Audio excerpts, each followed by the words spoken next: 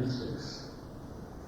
Whether we can see the Great Wall of China and all other walls for the long-term folly that they really are. Whether we are or can be the gentler, the more tolerant people of which Isaiah speaks. If so, then a new international ecological security, a sustainable global environment, is indeed a serious possibility. But it is up to us. Thank you very much.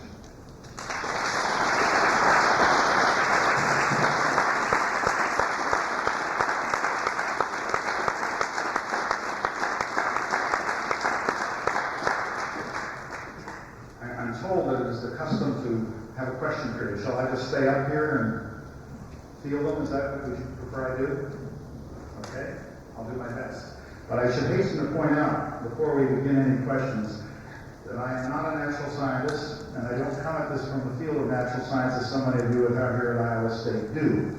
I'm a lawyer, plain and simple. Yes, in the back. During the 1988 election, George Bush often called himself an environmentalist, and I'm curious about the Bush administration's environmental policies. What are you curious about? Just the main... I mean, do I think he's the environmental president? Yeah. No. Yes, sir.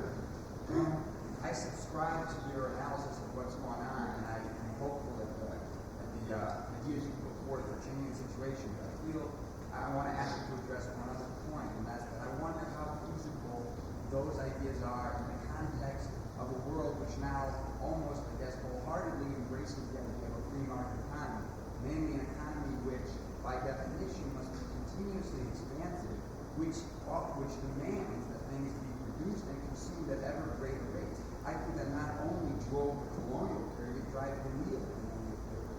And I would also just like to add on to that when you have that plaque that sits over the Homo sapiens sapiens, it wasn't because the Homo sapiens sapiens wasn't smart enough to realize the Earth as an independent web in which people depend.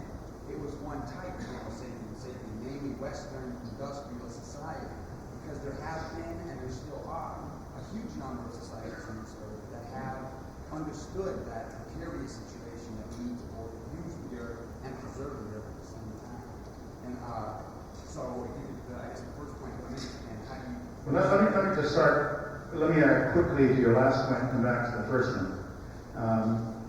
I quite agree that we're talking about modern industrialized Homo sapiens to a large extent that has massively contributed to the environmental degradation that I've been referring to, no doubt about it. But I think you exaggerate.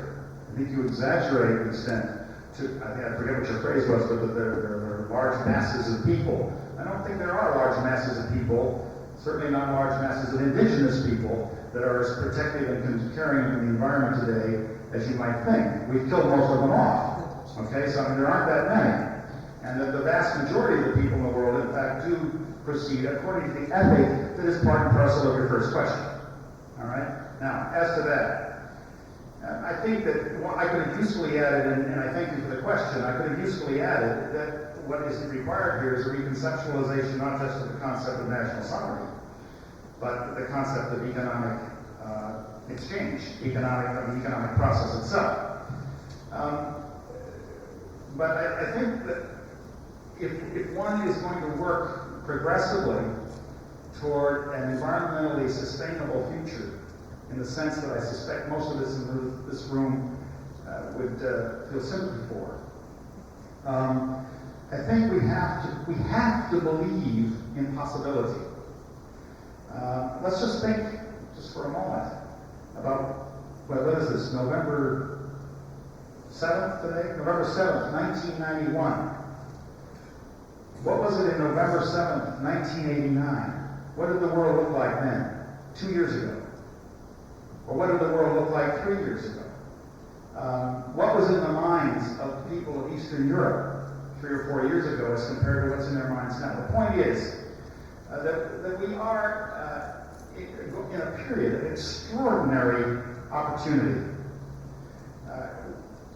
And that I think that while you're suggestion or your intuition that the global economic process is moving more and more in the direction of a market economy, there's nothing that says that that market economy has to operate in a manner that is disrespectful of our environmental concerns.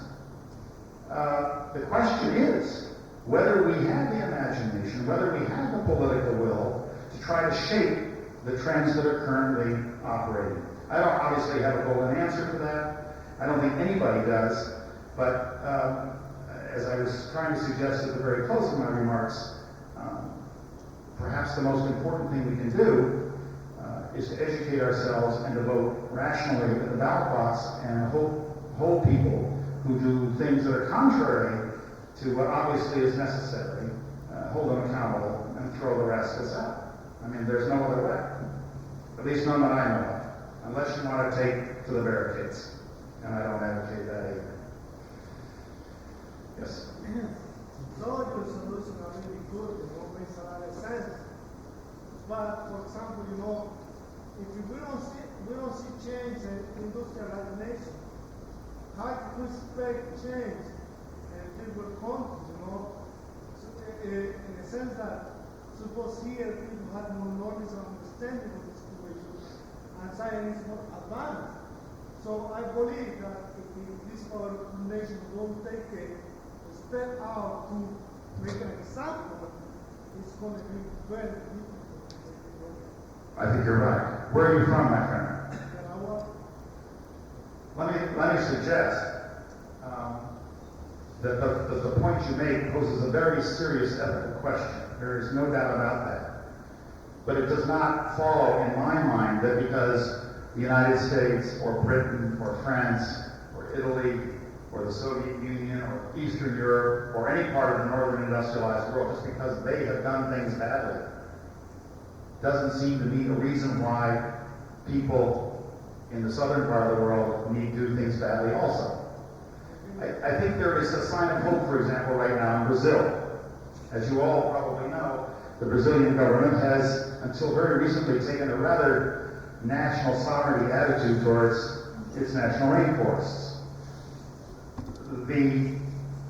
The strength of that resolve has begun to crack. I think the Brazilian government has begun, but only begun, to realize the importance of its Amazonian rainforest for the entire planet.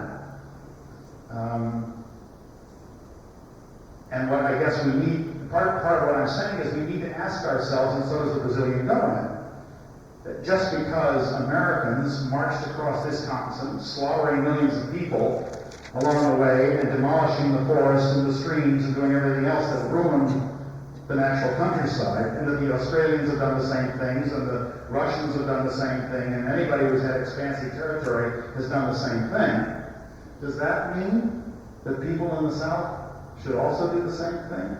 I mean, it's a legitimate question to ask. Does Brazil really own the rainforest?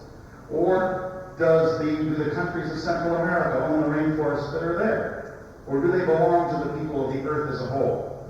And as painful as it may be to have to say to you that perhaps you may have to give up some of your sovereignty for the sake of the entire planet, I think that is a critical question that you people have to face.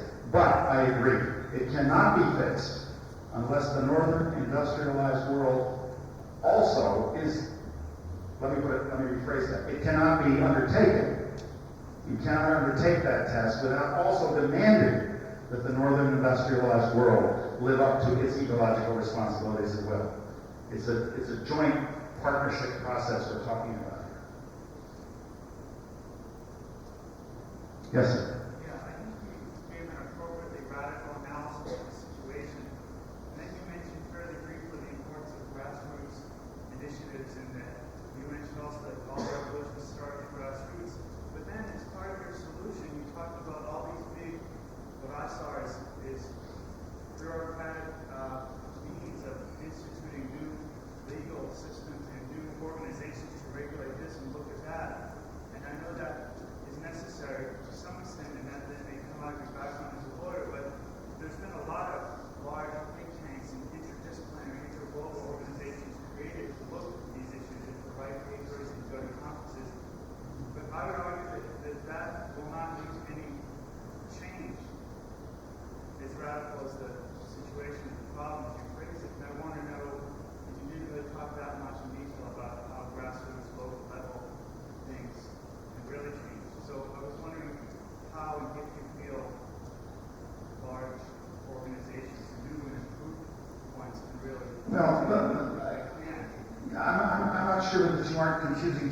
things. I think it's one thing to say that the ecological revolution that I'm asking for here must come about through grassroots activity, through people like you and me in our everyday lives, and particularly people like you and me in the United States of America, which is the biggest culprit of all. I mean, there's no question about that. We have an especial responsibility, and that has to be encouraged and developed. But I don't think there's anything inconsistent with that, and simultaneously saying that the end product will be the creation of norms and institutions and procedures that will take into account the planet as a whole rather than the individual constituent parts, that will try to establish policies that are common to all rather than to a few. Okay? I mean, I just don't see how you can possibly manage, for example, the critical resources of the ocean seabed, notwithstanding the Reagan and Bush administrations on this topic, without having the kind of structure that's called for in the 1982 Convention on the Law of the Sea, which involves judicial procedures, that involves a kind of a legislative assembly, that involves rules and regulations that all nations, rich and poor, must account to. I don't see that I guess I just don't see anything that is necessarily inconsistent between calling for grassroots activity and also simultaneously calling for those kinds of structures and institutions and arrangements that will be adequately resourced, if you will, adequately developed to be able to cope with the monumental complexities of problems that they would have to deal with. And that's not to say that they all have to operate on the global plane either. I think these sort of things need to happen, as I thought I made clear, at least I hope I made clear, these have to operate at the local level, at the regional level, and the global level, all the way up and down.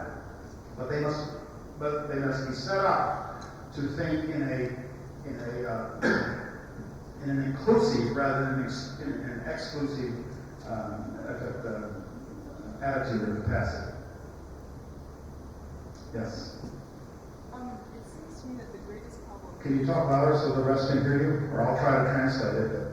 It seems to me that the greatest problem involves the financial willpower to have these things come to pass. Financial willpower? Yes, because developing testing chemicals and everything is a very expensive process. So oftentimes they say with the cost-benefit analysis, it's going to hurt business more to try and institute these changes that will help the ecology. And oftentimes that's where it stops right there. That's why EPA has so little power in our country here. Well, but it has little power. Why?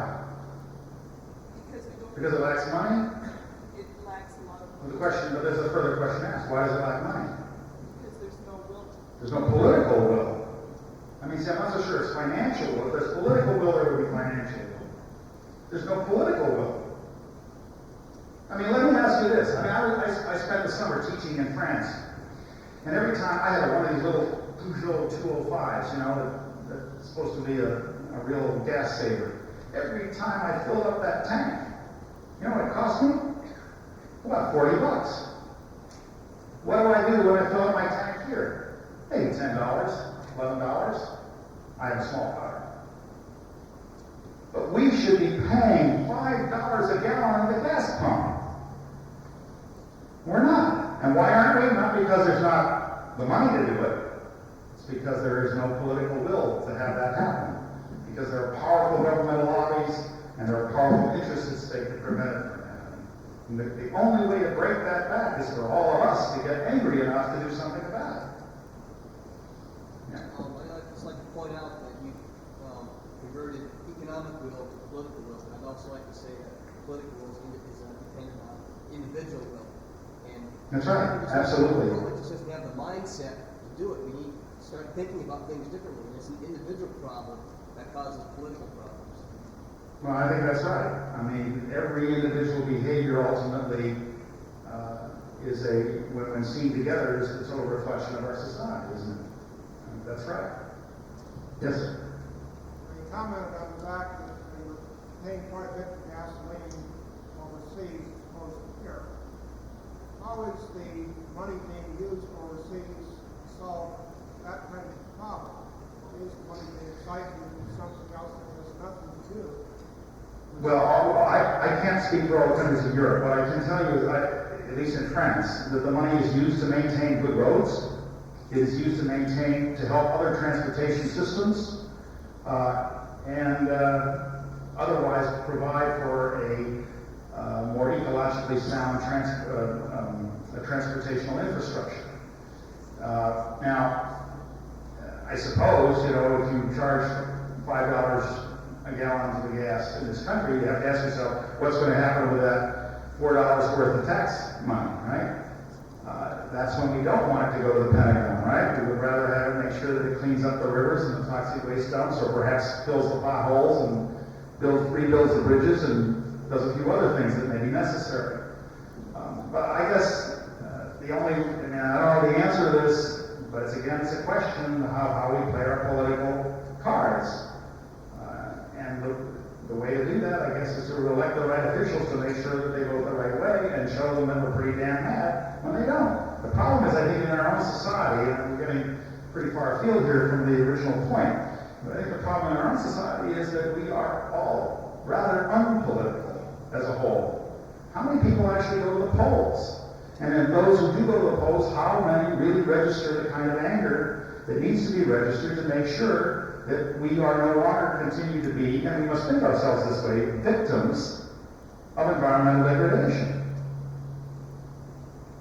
When we don't register that way.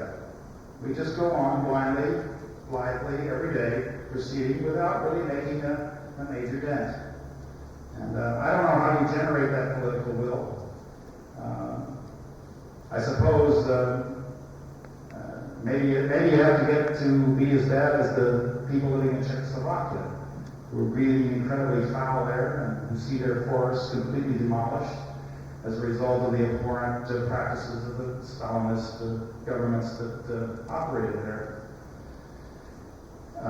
Do things have to get that bad before we do something? You see, that's the point I'm trying to say. We need to somehow or other, we seek to somehow or other emblazon in our consciousness the necessity of acting swiftly and with rationality about the environment within which we live, and trying to make our political leaders accountable. I mean, we had James Watt for how many years under the Reagan administration? And we have a president now who talks one way and does another on the environment. If you don't like him, throw him out. You go vote for the people who will help him do that. Help us do that. I mean, it does ultimately come down to that. And I know it sounds simplistic, but what is it Winston Churchill once said, that democracy is the worst form of government except for all the rest. And I don't know of any other way in a political democracy, such as ours is, more or less, other than to wage political battle in an enlightened fashion. It requires massive amounts of education. I mean, you might ask ourselves, I don't know what the curriculum here at Iowa State's like, but how many courses that are devoted to, I mentioned quite a few, but how many courses are actually devoted to educating young people about the global environment? How many are? I mean, I have no idea, just out of curiosity. Does anybody know? Not as many as teach to use more fertilizer. Okay. So if you believe in the essential message of what I'm talking about, why don't you demand that the university or that the instructors teach courses that are going to help get that information across? That kind of stuff. I mean, it has to operate at the most basic levels. Yes? Well, I guess I'd submit that a population that has the will to go out to person like Bush over environmental policies could also have the will to boycott the use of the things that are causing the problem. I think the two are intertwined. You aren't going to vote out the things that you continue to use. If you want things at the lowest possible dollar cost, and you buy cheap, knowing that it pollutes, tell me that you're going to find those people, us people, voting out the things that are creating the things that you want. Low cost goods at the expense of the environment.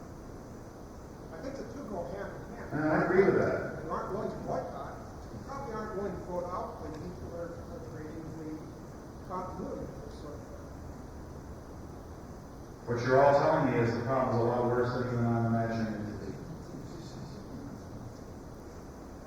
And I agree with that, essentially. It's a very severe problem, and I think we must take seriously the proposition that we may be right now in the process of poisoning ourselves off the face of this planet in one way or another. And I think that's a very serious possibility. And I think perhaps the first thing that has to be done here, I don't mean necessarily with you people in this room, but I mean in general with our society, with other people around the world, the first thing that needs to be done is to make people realize the seriousness of the crisis. It is very, very serious. It's very serious. That's not a satisfying answer, I know, but it's the way it is.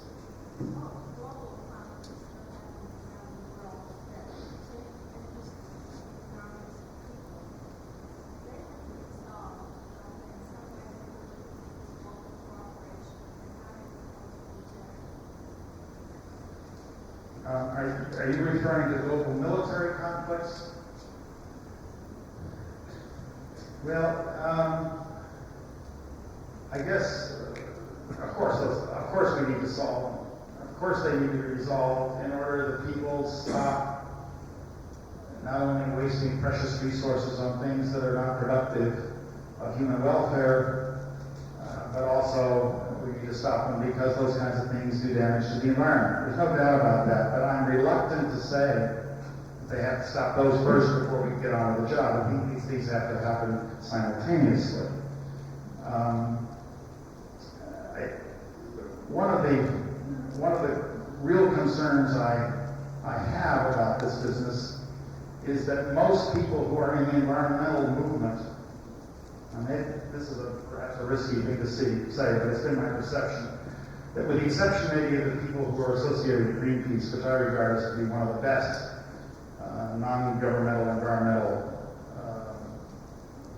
grassroots organizations that there is, an awful lot of people in the environmental movement have not made the mental connection, not made the mental bridge between a clean and healthy environment on the one hand and issues of war and peace on the other. Indeed, they haven't made a bridge between environmental sustainability and a whole lot of other things, including the way people interact with other people in general. I mean, I tried to bring some of that out in my remarks.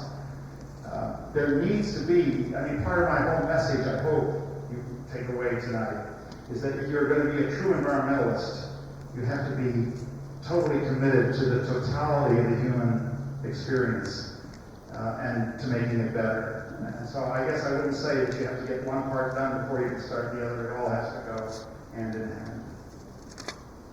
And one of the difficult problems right now, one of the very difficult problems right now, in our post-Gulf, post-Soviet order that we're now living in, is that it's not at all clear that the one principal power in the world that is global cop, i.e. the United States, it is not at all clear that it presently has the wisdom to lead in this critical stage where leadership is needed.